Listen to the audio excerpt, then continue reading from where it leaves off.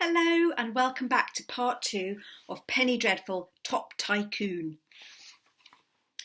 It is much easier to make patented brain massaging helmets at Cosmo's because of the freedom and self-expression, and also because the scissors are not in an out-of-bounds drawer, and nor is the glue, or the sellotape, or the batteries, or the remote-controlled car. But we still do not have an actual helmet to stick all the stuff to and patent and do brain massaging with.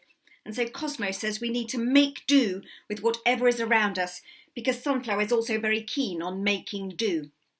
And so we look around us for things to make do with, and we find A, a saucepan with some green soup in it, 2, a plastic policeman's helmet with some worms in it, 3, a washing up bowl with some plates in it, 4, a plastic flower pot with some dead daisies in it. And Cosmo says it cannot be the saucepan because the soup is not eaten yet and it would be wasteful, and Sunflower is not keen on waste.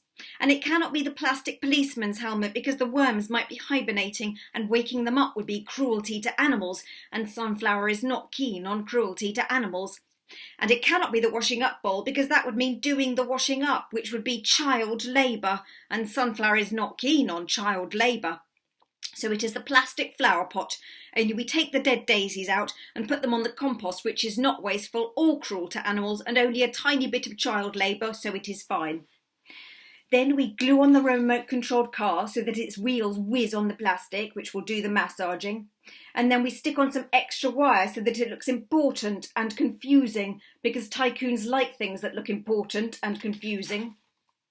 Then we make a sign with purple felt tip that says patented and has our logo, which is our special badge and which is actually supposed to be a winged lion killing a verminous beast, only it looks like it is a dead ant being licked by a bee, because I cannot draw lions and Cosmo cannot draw verminous beasts. And then we stick it on the front and it is done. And that's actually that's the patented symbol there, where it's licking a dead ant.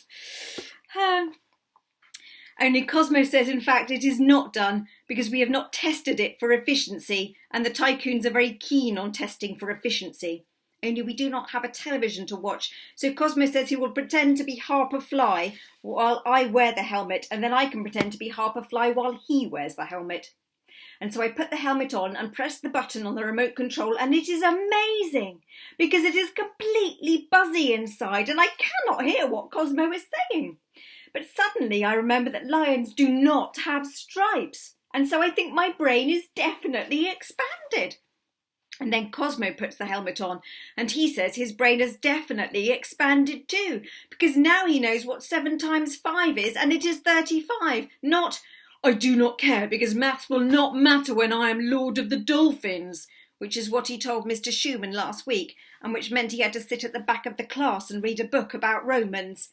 And I say, hurrah! It is a success because we are both superiorly intelligent, so it is straight to the boardroom.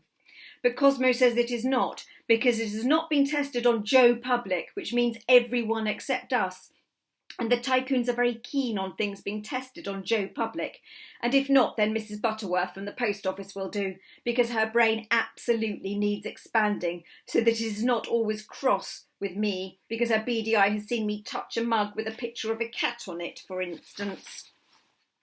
But when we get to the post office, Mrs. Butterworth says she will absolutely not try the patented brain massaging helmet on because her brain does not need expanding, and she will be reporting me to my mum for saying it does. And Mr. Nutkins, who is buying 12 first-class stamps and a jar of chutney, will not try the patented brain massaging helmet on because it will not go over his hearing aid. And Bridget Grimes, who is looking at rulers, will not try the patented brain massaging helmet on and says, I would not do that if I were you, Penelope Jones. And then it is Cosmo's turn to have a brilliant idea, which is that we need someone who is more keen on being superiorly intelligent, e.g. Aunt Dee Dee. And it is even clearer that the helmet has expanded his brain, because that is especially clever. And so we scoot to Aunt Dee Dee's house, which is only 4 roads away, but it is very much bigger than our house, and also much cleaner because of all the rules, e.g. 1, no eating except at the table, 2, no plasticine or paint or glue except at the table, and only if the table is covered in a plastic cloth, c, no eating, plasticine or paint or glue. Plus, if you even look at a glass candlestick, Aunt Dee says, "Do not even think about it, Penelope Jones." Only when we get there, she will not try on the patented brain massaging helmet, and nor will Lilia Bobolev, the new au pair, and nor will Georgia May Morton-Jones, even though Aunt Dee says she has a brain the size of Einstein, who is a very superiorly intelligent person. So I say, but it will expand her brain even more, maybe even to the size of Maximus Terrors, who is leader of the zombie bots, and he knows how to melt an army of metal monkeys with the tip of a finger.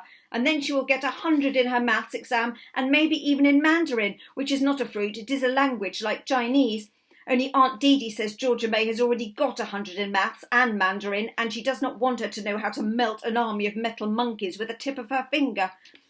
Plus, if I even think of putting the helmet on Georgia May while she's not looking, she will have my guts for garters. And frankly, I would be lucky to persuade anyone to try it on unless they have a brain the size of a peanut.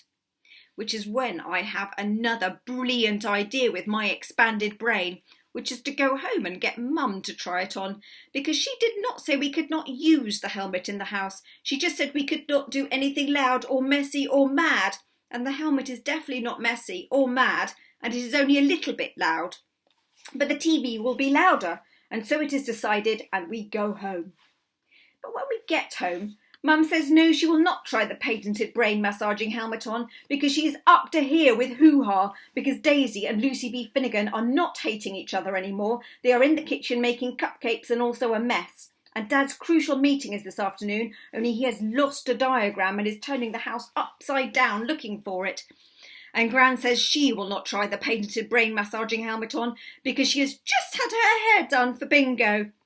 And Shaniqua Reynolds says she's not allowed to wear hats for 24 hours or the curls will wilt. And Daisy and Lucy B. Finnegan say they will not try the patented brain massaging helmet on, and I am a moron for thinking they will, and anyone who does try it on is a moron too. And so now we are full of gloom and decide maybe we'll just use our expanded brains to help Dad look for his diagram instead.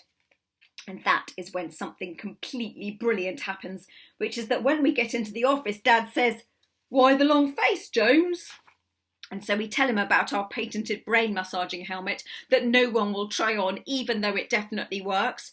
But Dad says, in fact, he will try it on, because he could have been an inventor if he hadn't met Mum, which would mean he would be busy in his laboratory right now making self-boiling eggs instead of looking at drawings of Felicia beacons.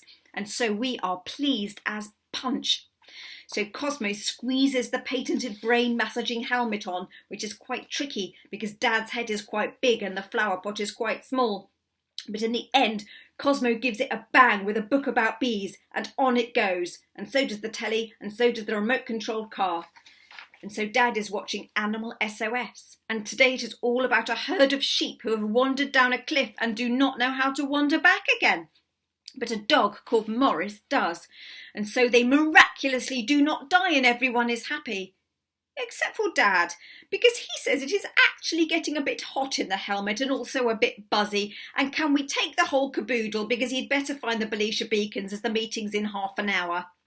And I say yes, because now Dad's brain is expanded enough he will remember completely where the Felicia beacons are, so it will be a success all round. Only it turns out that something untoward has happened, which is that Dad's brain has expanded so much that the patented brain massaging helmet will not come off his head at all. In fact, it is completely stuck like glue. So Dad says he will cut it off with scissors. There's Dad with the helmet stuck on and Penny trying to pull it off. Only Mum says he cannot cut it off with scissors because they are in the out-of-bounds drawer because I glued them together and so they will not work anyway. And then it is clear Dad's brain is expanded because he says some words I've never even heard of before, but I do not think they are very good ones because Mum says if that is all he can say, he can go straight to his meeting looking like a madman, which he does. And Cosmo can go straight home and not come back until the hoo-ha has calmed down, which he does. And I can go straight to my room until I've learned that flower pots and heads do not mix, which I do. And so I am completely full of gloom because now it is back to the drawing board after all, and I will not get £100,000 or a factory. Daisy says, "It is all your fault, Penelope Jones. You are such a complete moron."